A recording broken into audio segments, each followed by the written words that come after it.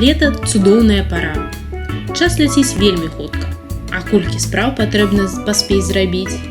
На кулінарыю часу зусім не хапае, таму сёння прапаную лёгкі дэсерт, які вельмі проста прыгатаваць.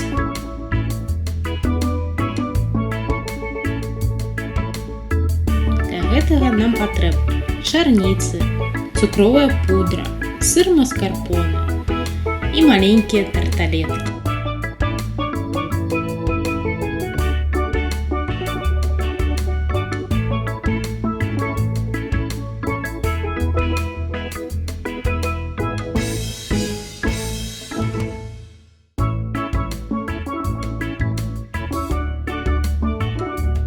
Дарэчы, тарталеткі можна прыгатаваць самім, але тады гэта будзе больш складаны дэсерт і займе куды больш часу.